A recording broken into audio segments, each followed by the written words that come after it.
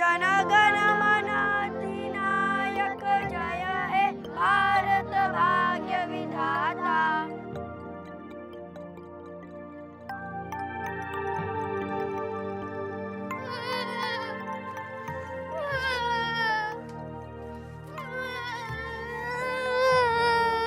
अरे मुन्नी, मेरी बच्ची। बेटा, अल्लाह पर गुस्सा नहीं करते, वो तो हमारे सबसे अच्छे दोस्त हैं। ये आजकल के बच्चे पूजा पाठ में विघ्न डाल देते हैं, इसे क्षमा कर दे। ऐसे सुस्ती काम नहीं चलेगा। कर तो रहे हैं साहब, और कितना तेज करें? जबान न यहाँ चलाओ। चुप रहो यार, तो दिमाग खराब हो गया। मुन्नी, तेरा चावल का डब्बा तो दो। आज मैं तुम्हारे लिए मजेदार चावल बनाऊंगा। पता है अम्मी, रोज चावल ही बनते हैं। दादा ऐसे कहते हैं जैसे आज कोई नई चीज बनेगी। मगर अम्मी, आज तो चावल भी नहीं बन पाएंगे। सारे डब्बे खाली हो चुके हैं।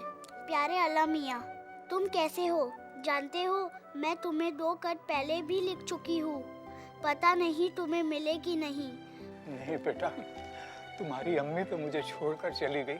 अगर तुम भी चली गई तो दादा तो अकेले रह जाएंगे ना। हाँ, नोट डाउन प्लीज। बड़ौदा 47। हाँ, जामनगर 38। सीतापुर, यूपी में है सीतापुर, हाँ 83। उज्जैन 51। भोपाल 39। औरंगाबाद 51। नासिक 60। ठीक है, ये तुम ठीक से चेक कर लो, कंफर्म कर लो, उसके बाद मुझे रिपोर्ट बैक करो। ओके।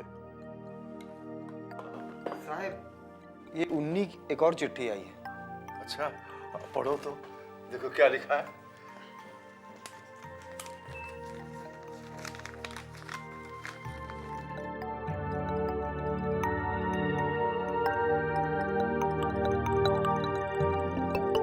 प्यारे अल्लाह मियाँ, सलाम। आपको मेरे सारे खत मिले होंगे, मगर मेरे खत का कोई भी जवाब आज तक नहीं आया। पता है, दादाजी मेरे लिए एक फ्रॉक और जलेबियां लाए थे।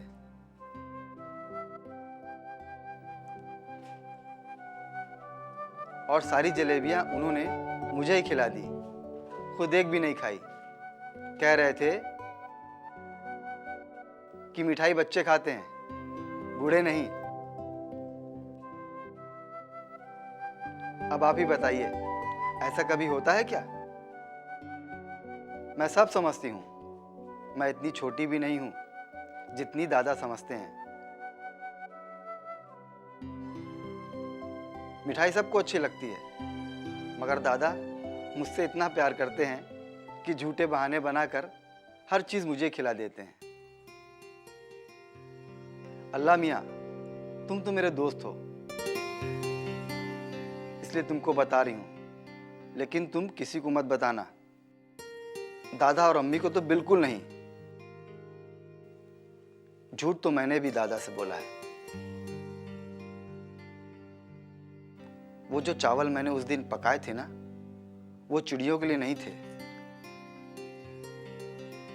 वो तो सरपंच काका ने मेरे घर के पास वाले मंदिर में भगवान जी पर चढ़ाए थे। पूजा के बाद सरपंच काका गए और मैंने भगवान जी से पूछकर वही चावल उठा लिए।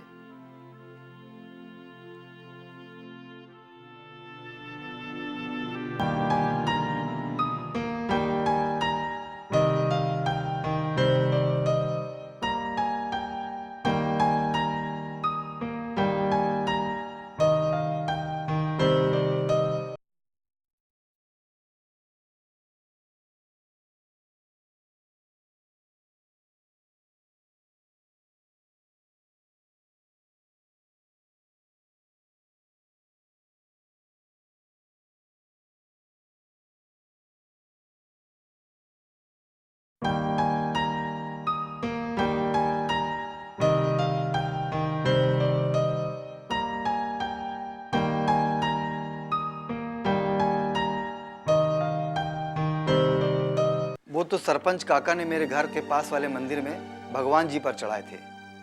पूजा के बाद सरपंच काका गए और मैंने भगवान जी से पूछकर वही चावल उठा लिए।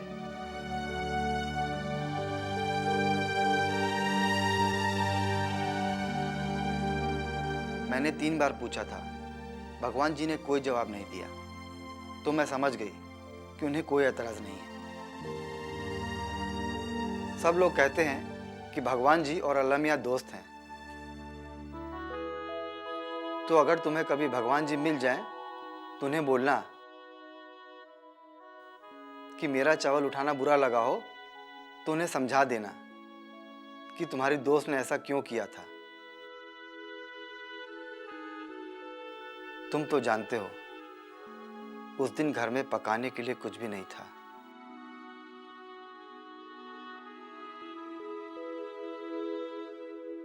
अच्छा सुनो, मैंने भगवान जी से भी कहा है और तुमसे भी कह रही हूं, अगर तुम दोनों मेरे घर आओगे तो मैं तुम लोग को खाना भी खिला सकती हूँ। मैंने चूल्हा जलाना और चावल बनाना भी सीख लिया है। मगर हाँ, उस दिन आना जिस दिन घर में चावल हो, नहीं तो मेरे नाना जी को बहुत शर्म आएगी कि घर में आए मेहमान को कुछ खिला भी नहीं सकते।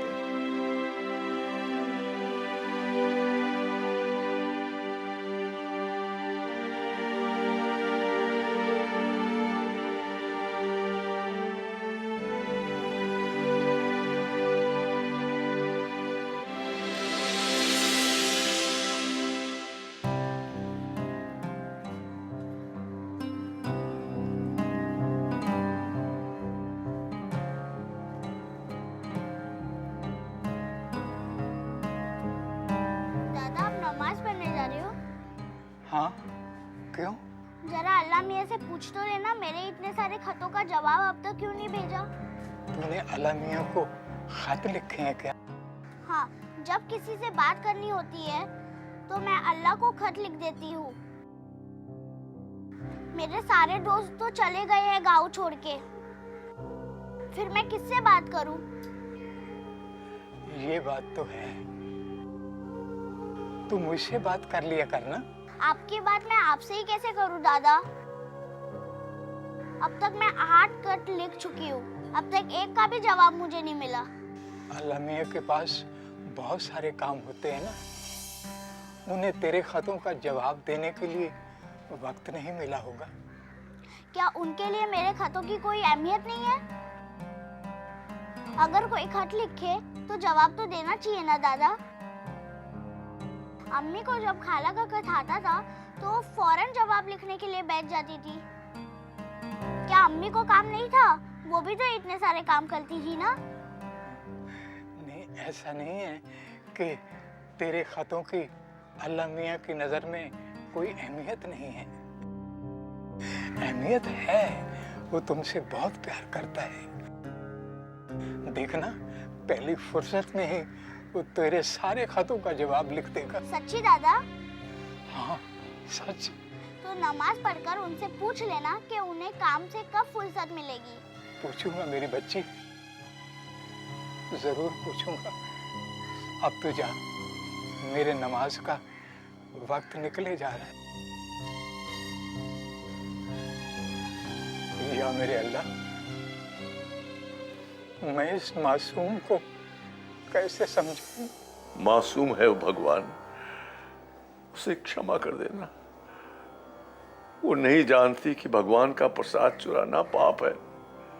उसे क्षमा कर देना प्रभु, वो अबोध है, नादान है, उसे क्षमा कर देना प्रभु। दीन दयाल मेरा संभारी, हरो नाथ मम संकट भारी, सब पर कृपा करो भगवान।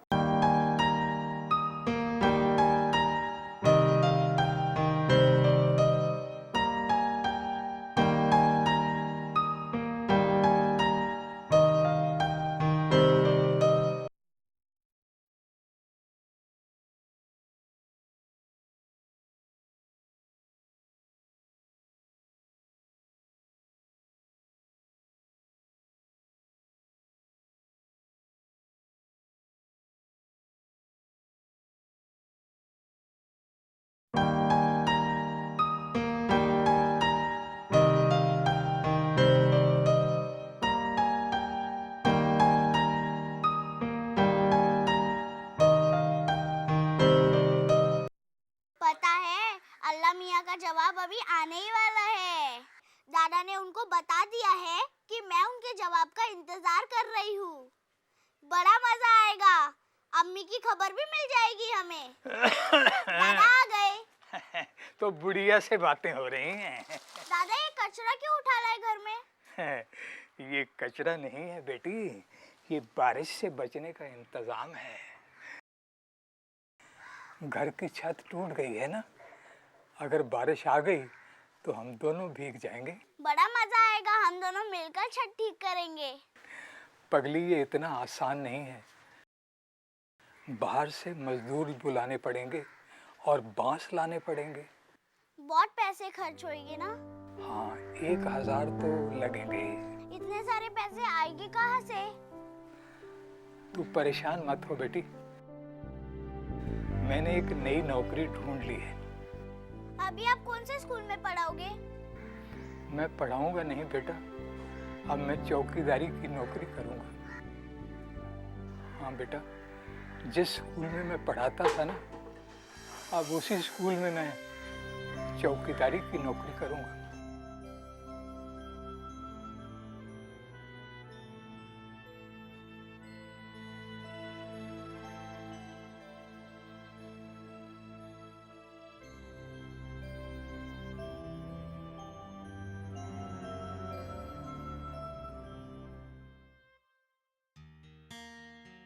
प्यारे अल्लाह मियाँ, सलाम। तुमसे एक बहुत ज़रूरी बात करनी थी। हमारा घर बिल्कुल टूटा फूटा है और बारिश आ रही है। दादा परेशान हैं कि क्या होगा। घर को बनवाने का 1000 खर्चा है और घर में पैसे ही नहीं हैं।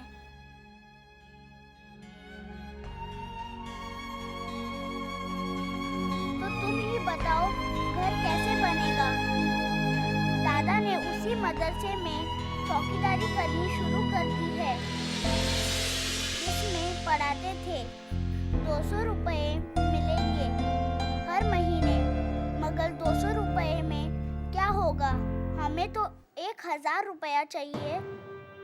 सच मानो, दादा बहुत परेशान है। पहले अब्बू को बुला लिया, फिर अम्मी को, तो क्या अब ये घर भी छीन जाएगा? इस वक्त रात के 2 बज रहे हैं।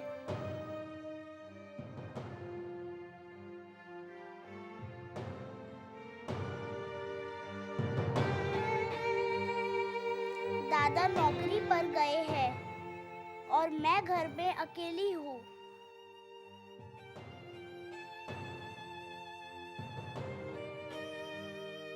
बहुत डर लग रहा था, तो सोचा तुमसे 2 बातें कर लूं, इसलिए खत लिखने बैठ गई। मेरे प्यारे अल्लाह मियाँ, तुमने मेरे खतों का जवाब नहीं दिया। कोई बात नहीं, मैं तुमसे बिल्कुल नाराज़ नहीं हूँ, मगर इस बार तो कुछ करो, हमारी थोड़ी सी मदद कर दो। ज़्यादा नहीं, 1000 रुपए की ही तो बात है, हमें 1000 रुपए भेज दो।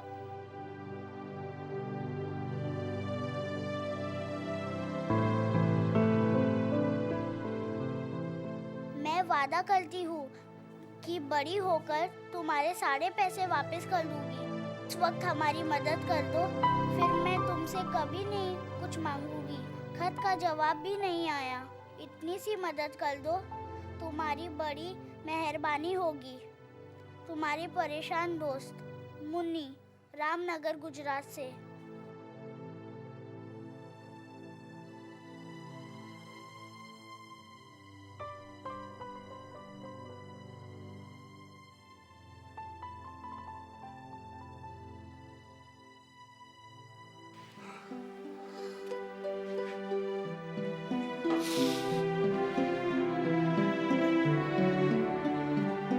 लाला, जी साहब।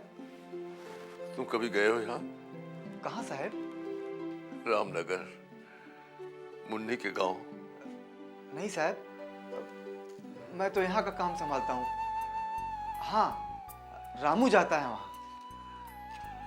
क्या करें इस बच्ची का, इसके भेजे हुए लेटर्स का। वो मासूम तो सोचती कि उसके खत सब पहुंच रहे होंगे। उसे क्या मालूम कि सारे लेटर्स यहाँ पोस्ट ऑफिस में ही अटके पड़े हैं। साहब, अगर आप छुट्टी दे दीजिए तो मैं चला जाऊं रामनगर, और उस बच्ची को समझाया हूं कि उसकी चिट्ठी लिखने का कोई फायदा नहीं। दुनिया का कोई भी पोस्ट ऑफिस उसकी चिट्ठियां अल्लाह मियां तक नहीं पहुंचा सकता। अरे नहीं नहीं, ऐसा मत करना। उस बेचारी के पास एक ही तो उम्मीद है, वो भी टूट जाएगी। ऐसा मत करना नाना। साहब, समझ में नहीं आता इस भूकंप ने क्या हाल कर रखा है सबका। तो भगवान ही पार लगाएगा।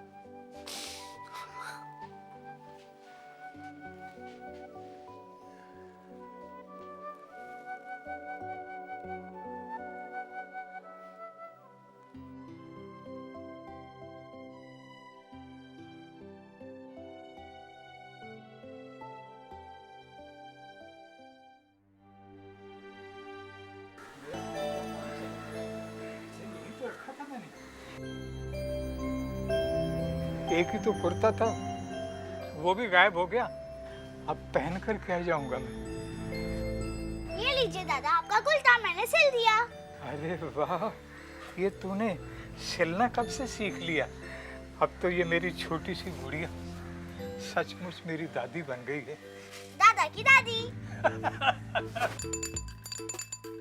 अरे रामू चाचा, आज मेरा कोई खत आया क्या? नहीं बेटिया, तुम्हारा कोई खत नहीं आया। आएगा तो सबसे पहले बेटा तुम्हारे पास आऊंगा, फिर गांव में किसी को खत देने के लिए जाऊंगा, समझे? ठीक है, चलो।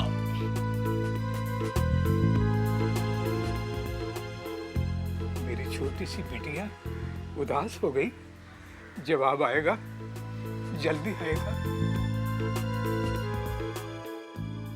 आज फिर अल्लाह ने मेरे खत का जवाब नहीं भेजा। कितनी जरूरी बात लिखी थी मैंने उसमें। अच्छा, कोई बात नहीं, जवाब आएगा, जरूर जाएगा। तुम ऐसा करो, मैं अभी जरा बाहर जाना है, तुम कहीं बाहर खेलने मत चली जाना। कहीं नहीं जाऊंगी मैं। हाँ, घर में रहोगी ना, क्योंकि बाहर ना गाड़ियां मोटरें बहुत आती जाती हैं। अच्छा,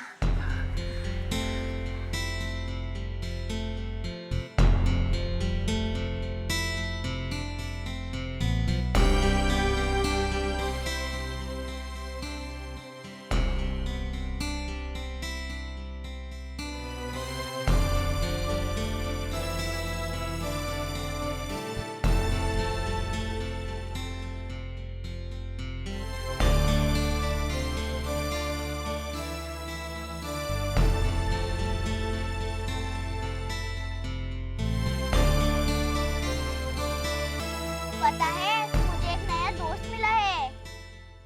उसका नाम तो सब जानते हैं। उसका नाम है अल्लाह मियाँ। वो बहुत बहुत दूर रहते हैं हमसे। मैंने उन्हें खत भी लिखा था, पर शायद उन्हें नहीं मिला, वरना हमें जवाब मिल गया होता। साहब, क्या?